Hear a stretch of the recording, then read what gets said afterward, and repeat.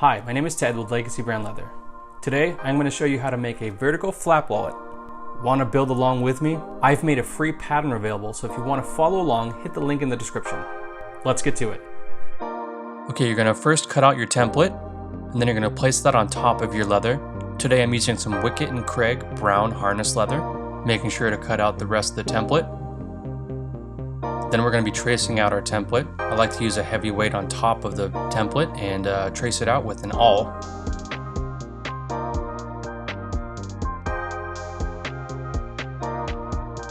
Once that's all traced out, we're going to be cutting off the excess. I'm using a straight edge and a rotary cutting knife just to get those edges nice and clean.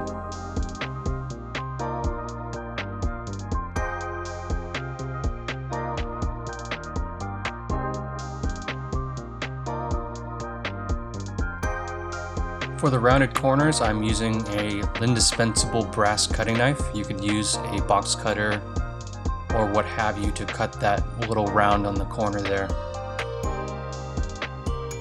For the thumb slots, I'm using a belt tip end punch, just hammering that out.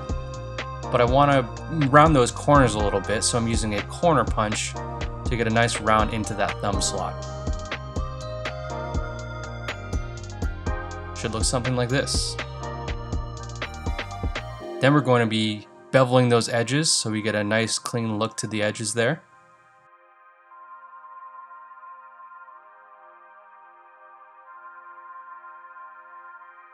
Doing the top and the bottom of all the exposed edges so that it'll look nice, clean, and professional looking. Then I'm using some Tokonole clear edge dressing to burnish those edges with a rotary Dremel tool with a Cocobola wood attachment. Then I'm using some Tokonole again and some canvas to get a nice shine to the edges there.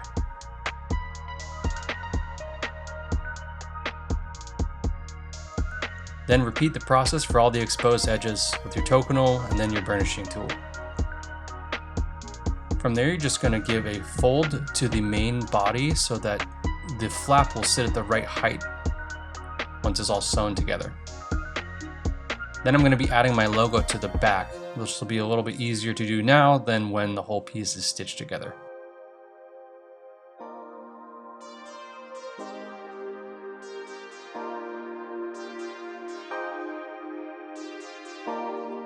Here I'm using an awl to mark where the flap is going to be sitting in comparison to the main body. Then I'm using a surface rougher to make sure that the glue has something to adhere to. Here I'm using some Eco-Weld glue, applying that to both the exposed pieces to be glued together.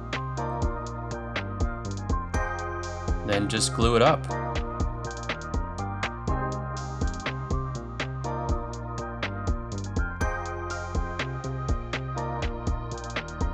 And then you want to mark where that securing front tag is going to sit.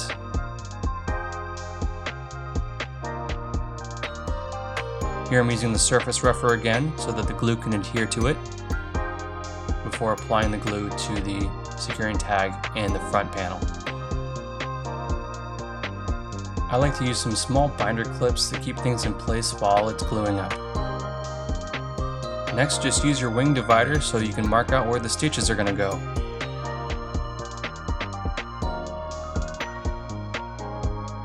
And then add your stitching holes. Today I'm using a KS Blade Punch pricking iron.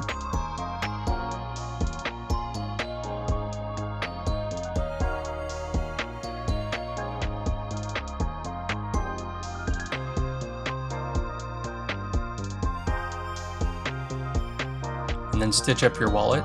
Today I'm using some brown Vinimo MBT number 5 thread.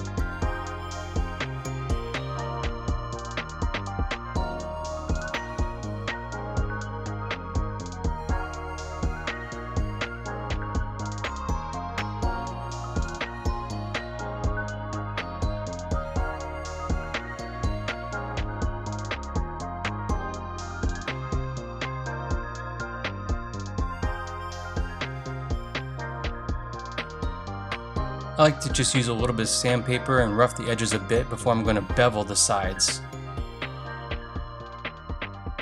Then I give another pass of my sandpaper, going up in grits until I reach 1,000 grit sandpaper. Gives a nice soft edge that's going to polish up really well. Here I'm adding some toconol before I burnish the edges with my rotary Dremel tool again. Then I add some more toconol, and then I'm going to use some canvas so I get a nice shine to the edge.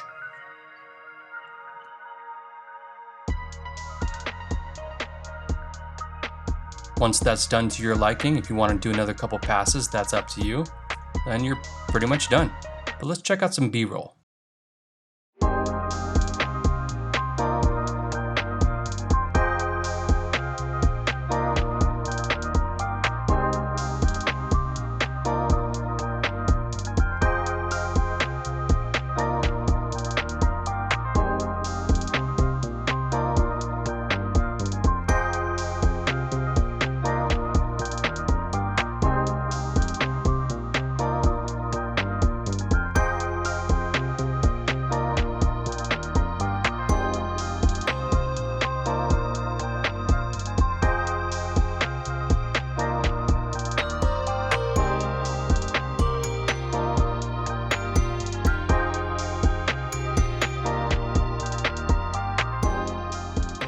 Thank you so much for watching this video. If you enjoyed it, please hit that like button and please subscribe. I am on Instagram at legacybrandleather. Go ahead and give me a follow there. I post daily. Head to my website, legacybrandleather.com, to check out my shop items. Do you want to see more of my builds? Check out this awesome leather satchel I made last week in partnership with Tandy Leather. Other than that, I'll see you next week with a new video. Stay safe out there.